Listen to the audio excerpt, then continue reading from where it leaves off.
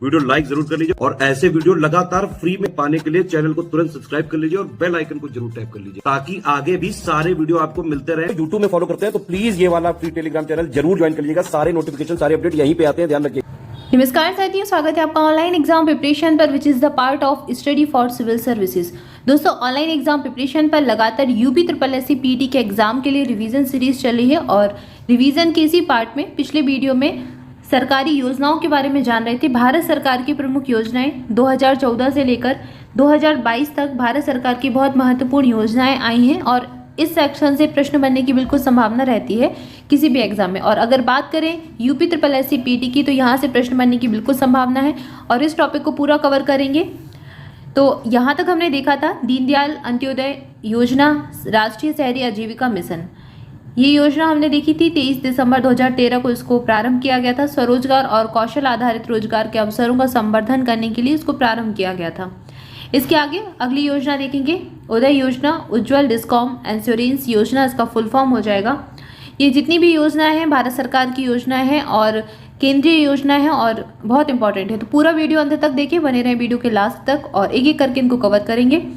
उदय योजना full form में उज्ज्वल discom insurance योजना। शुरुआत हुई नवंबर 2015 से।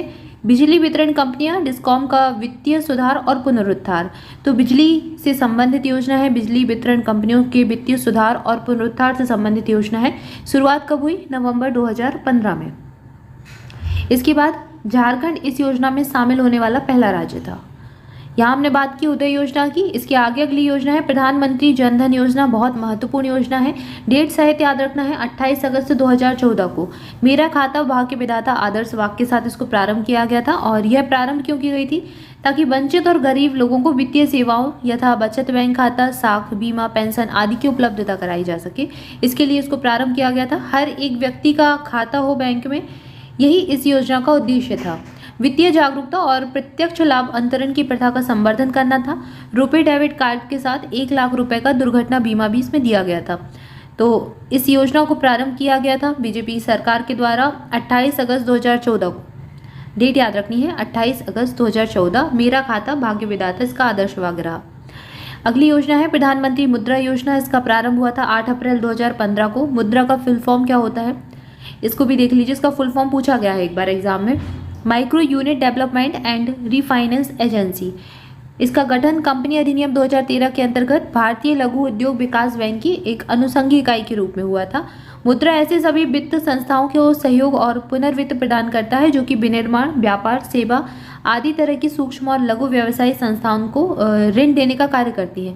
विशेष मुद्रा सूक्ष्म उद्यमियों और व्यक्तियों को सीधे नहीं उधार देती। तो ये क्या है? ये कुछ संस्थाओं को, मुद्रा जो योजना है इसके तहत संस्थाओं को, जो संस्थाएं होती हैं जैसे कि जो विनिर्माण क्षेत्र से संबंधित है, व्यापार, सेवा, इन तरह की सूक्ष्म और लघु व्यवसाय संस्थाओं को ऋण देती है। लेकिन अगर कोई पर्टिकुलर व्यक्ति है वो सोचे कि मुझे व्यवसाय करना है और मुद्रा योजना के तहत ऋण मिल जाए, तो ऐसा नहीं है, तो ये संभव नहीं होगा। तो ये सूक्ष्म उद्यमियों या फिर व्यक्तियों को सीधे उधार नहीं देती, लेकिन अगर उनका कोई व्यवसाय है, कोई संस्था है, वो संस्था के रूप में कार्य कर रहे हैं, तो उनको इस योजना के तहत ऋण मिल सकता है।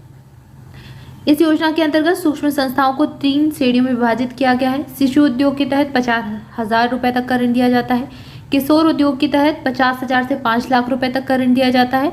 और जो तरुण उद्योग होते हैं उनमें 5 लाख से 10 लाख तक का ऋण दिया जा सकता है। तो 10 लाख तक का ऋण इस योजना के तहत मिल सकता है। इनकी 3 श्रेणियाँ देखी हमने, शिशु उद्योग, किशोर उद्योग और तरुण उद्योग। ठीक है, इसके आगे अगला देखेंगे अटल पेंशन योजना, और ये भी अपने आप में महत्वपूर्ण योजना है। इसकी शुरुआत भी मई 2015 में हुई। 2015 की योजनाएं ही देख रहे हैं और ये मई 2015 की पूर्व की स्वावलंबन योजना का विलय है। स्वावलंबन योजना जो इससे पहले चल रही थी उसका विलय इसमें कर दिया गया। पेंशन से संबंधित योजना है। निजी क्षेत्र में कार्यरत असंगठित निर्धन कामगारों को सामाजिक सुरक्षा प्रदान करना इसका उद्देश्य था। अभिदाताओं को उनके अंशदान के आधार पर 60 वर्ष की आयु पूरे होने पर 1,000 से 5,000 के बीच पेंशन का प्रावधान किया गया। 18 से 40 वर्ष की आयु के सभी बैंक खाता धारक इस योजना के पात्र हैं। अभिदाता द्वारा अंशदान की न्यूनतम अवधि 20 वर्ष है। तो ये प्रमुख योजना है जो कि पेंशन से संबंधित थी। मई 2015 में इसको शुरू किया गया था। इसके बाद अगली योजना आप देख रहे हैं प्रधानमंत्री सुरक्षा बीमा योजना। शुरुआत कब हुई? 2016 में कोलकाता से सभी भारतीयों विशेषकर निर्धन और पिछड़े तबकों के एवं असंगठित क्षेत्र के श्रमिकों के लिए सार्वभौमिक सामाजिक सुरक्षा प्रणाली का सृजन करना इसका उद्देश्य था। सार्वभौमिक सामाजिक सुरक्षा प्रणाली। इसके बाद 18 से 70 वर्ष की आयु के सभी बचत खाता धारक इस योजना के पात्र होंगे। अटल पेंशन योजना जो 18 से 40 तक के आयु वाले, जो 18 से 40 आयु वाले लोग हैं, वो सभी बैंक के खाता धारक इस योजना के पात्र थे। लेकिन प्रधानमंत्री सुरक्षा बीमा योजना में 18 से 70 वर्ष तक के हैं और सभी बचत खाता धारक इस योजना के पात्र हैं। प्रीमियम राशि 12 रुपये है पर वर्ष, मतलब एक साल में 12 रुपये आपको देने होंगे। स्वतः भुगतान प्रणाली के माध्यम से ऑटोमेटिक मोड पर रहता है, आपके खाते से एक वर्ष में 12 रुपये कट जाएंगे अगर आप इस योजना का लाभ लेते हैं, इस योजना के भागीदार बनते हैं। तो दुर्घटना में मृत्यु अथवा पूर्व विकलांगता की स्थिति में 2 लाख रुपए का, आंशिक विकलांगता के मामले में 1 लाख रुपए। तो इस योजना के तहत क्या था कि 12 रुपये वर्ष में लगेंगे, सुरक्षा बीमा योजना के तहत है। और अगर किसी दुर्घटना की स्थिति में अगर पूर्ण विकलांगता होती है तो 2 लाख रुपए का मुआवजा दिया जाएगा और अगर आंशिक विकलांगता होती है तो 1 लाख रुपए दिए जाएंगे। तो ये इस योजना का लाभ था। इसके बाद अगली योजना है प्रधानमंत्री जीवन ज्योति योजना। महत्वपूर्ण योजना है ये दोनों, सुरक्षा बीमा योजना और जीवन ज्योति बीमा योजना, दोनों की डेट याद रखनी है। पहले जीवन ज्योति योजना प्रारंभ हुई थी 9 मई 2015 को कोलकाता से। उसके बाद 2016 में प्रधानमंत्री सुरक्षा बीमा योजना आई। जीवन बीमा को बढ़ावा देने के साथ साथ पॉलिसी धारक की मृत्यु होने पर उसके परिवार को आर्थिक सहायता प्रदान करना इसका उद्देश्य था। इसके बाद अगली योजना देख रहे हैं प्रधानमंत्री किसान सम्मान निधि योजना। इसकी शुरुआत कब हुई? 24 फरवरी 2019 को नरेंद्र मोदी जी ने शुरुआत की गोरखपुर उत्तर प्रदेश से। उद्देश्य क्या था? लघु एवं सीमांत कृषकों को निवेश एवं अन्य आवश्यकताओं हेतु एक सुनिश्चित पूरक आय उपलब्ध कराने के साथ साथ फसल कटाई मौसम से पूर्व किसानों की आकस्मिक आवश्यकताओं को पूरा करने में मदद करना। प्रधानमंत्री किसान सम्मान योजना के तहत पात्र परिवारों को प्रति वर्ष 6,000 रुपये की आर्थिक सहायता, हर 4 महीने में 2-2 हज़ार रुपये की 3 किस्तें दी जाएंगी। तो हर 4 महीने में 2,000 रुपये की 3 किस्तों के साथ 6,000 रुपये, मतलब वर्ष में 12 महीने होते हैं और 4-4 महीने में 2-2 हज़ार रुपये दिए जाएंगे। तो 2,000 फिर 2,000 फिर 2,000, तो इस तरीके से पूरे साल में 6,000 रुपये दिए जाएंगे इस योजना के जो पात्र व्यक्ति होंगे उनको, पात्र परिवारों को। तो यह इस योजना का लाभ था। प्रधानमंत्री किसान सम्मान निधि योजना 2019 में प्रारंभ हुई, फरवरी 2019। इसके बाद अगली योजना है प्रधानमंत्री किसान पेंशन योजना। इसकी शुरुआत कब हुई? 31 मई 2019 को। उद्देश्य क्या था? 60 वर्ष की आयु प्राप्त करने पर कुछ विशेष मानदंडों के अधीन लघु और सीमांत किसानों को 30,000 की न्यूनतम निश्चित पेंशन प्रदान करना। इस योजना के पात्र कौन थे? 18 से 40 वर्ष के बीच की उम्र के छोटे और सीमांत किसान इस योजना में शामिल होने के पात्र थे और इस योजना के तहत किसानों को हर महीने औसतन 100 रुपये का योगदान करना होगा। तो ये इस योजना के लाभ थे। इसके बाद अगली योजना है प्रधानमंत्री गरीब कल्याण योजना। शुरुआत हुई 26 मार्च 2020 को।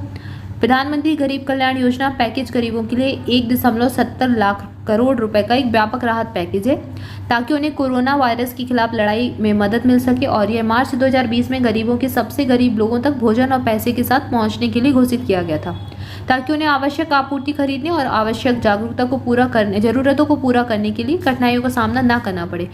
तो जब कोविड आया, कोविड के समय गरीबों का हाल सबसे बेकार हो गया और उस समय गरीबों तक भोजन पहुंचाने के लिए और आवश्यक ज़रूरतों का जो सामान होता है, बेसिक नीड्स, जैसे कि दाल हुए, चावल हुए और गेहूं हुआ, ये सारी चीज़ों का वितरण करने के लिए एक राहत पैकेज बनाया गया 1.70 लाख करोड़ रुपए का। तो ये प्रधानमंत्री गरीब कल्याण योजना है जो कि 26 मार्च 2020 को शुरू की गई थी।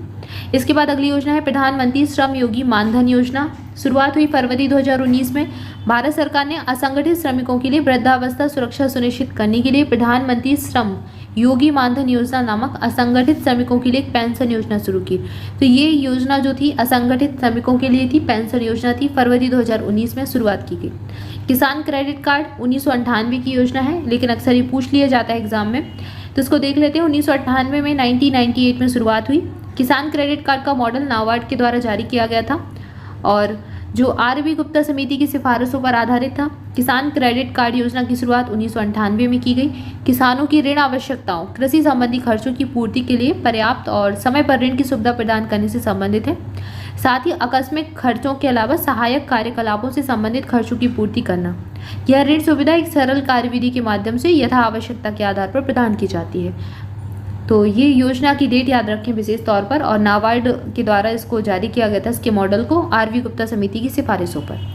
इसके बाद है निर्वीक योजना। शुरुआत हुई केंद्रीय बजट 2020-21 में। यह निर्यातकों को उच्च बीमा कवर प्रदान करेगा और छोटे निर्यातकों के लिए प्रीमियम को कम करेगा।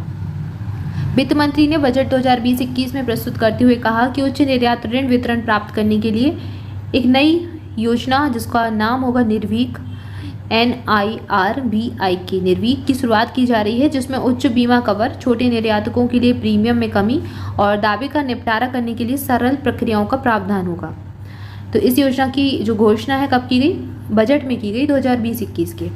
इसके बाद अगली योजना है आत्मनिर्भर भारत योजना। शुरुआत हुई 1 अक्टूबर 2020 को। आत्मनिर्भर भारत योजना बेहद महत्वाकांक्षी योजना है और इस योजना के तहत देश के लाख लोगों को रोजगार प्रदान करने में मदद मिलती है। तो रोजगार से संबंधित योजना है ताकि देश का जो आम नागरिक है रोजगार से युक्त हो सके, आत्मनिर्भर बन सके। तो इसके लिए 1 अक्टूबर 2020 को इसकी शुरुआत की गई। फिर है स्वावलंबन योजना और इसकी शुरुआत हुई सितंबर 2010 में। असंगठित क्षेत्र के श्रमिकों को उनके बुढ़ापे के लिए स्वेच्छा से बचत करने के लिए प्रोत्साहित करने के लिए इस योजना को प्रारंभ किया गया था। 2010 में इसकी पहल की गई थी। यह एक अंशदायी पेंशन योजना थी जिसके तहत केंद्र सरकार प्रत्येक NPS खाते में प्रति वर्ष 1000 की राशि का योगदान करती है और 1000 से 12000 प्रति वर्ष की बचत के साथ इसको खोला गया। स्वावलंबन योजना, अब इसका विलय किस में कर दिया गया? अटल पेंशन योजना में इसका विलय हो चुका है। तो यहाँ तक हमने योजनाएं देखी। इसके आगे अगली वीडियो में, तब तक कि आप सभी चैनल के साथ जुड़े रहें, ऑनलाइन एग्जाम प्रिपरेशन को सब्सक्राइब कर लें ताकि ऐसे इंपॉर्टेंट वीडियो आप तक पहुँचते रहें, और बेल आइकन जरूर प्रेस कर दें ताकि नोटिफिकेशन आपको मिलते रहें। इसके अलावा वीडियो अच्छा लगा तो वीडियो को लाइक कर लें, अपने दोस्तों के साथ शेयर करें और कॉमेंट करके जरूर बताएं वीडियो कैसा लगा। जुड़े रहें ऑनलाइन एग्जाम प्रिपरेशन के साथ। प्रैक्टिस के लिए टेलीग्राम चैनल जरूर ज्वाइन कर लें। टेलीग्राम चैनल की लिंक आपको डिस्क्रिप्शन में मिल जाएगी। पहला Telegram channel online exam preparation का, इसको ज्वाइन करना है। यहाँ पर सारे नोटिफिकेशन, सारी अपडेट, सारा कुछ आपको यहीं पर मिलता है, तो इसको जरूर ज्वाइन कर लें। इसके अलावा स्टडी फॉर सिविल सर्विसेज का टेलीग्राम चैनल जरूर ज्वाइन कर लें। यहाँ पर आपके लिए पीटी के एग्जाम के लिए विशेष तौर पर लगातार प्रैक्टिस क्विज लगवाए जा रहे हैं बिल्कुल फ्री में। इसका लाभ जरूर लें, और अगर आप अपना स्कोर बहुत अच्छा करना चाहते हैं, बहुत बेहतर स्कोर करना चाहते हैं, तो उसको जरूर ज्वाइन करें। अभी तक बहुत सारे प्रैक्टिस क्विज लगवाए जा चुके हैं, तो उसका लाभ लें, इसको जाकर सॉल्व करें। लिंक आपको डिस्क्रिप्शन में मिल जाएगी। इसके अलावा अगर आप हमारे कोई पेड बैचेस ज्वाइन करना चाहते हैं तो डिस्क्रिप्शन में दिए गए नंबर्स पर कॉल करके जानकारी ले सकते हैं। Thank you for watching this video. मिलेंगे नेक्स्ट वीडियो में। Thank you so much.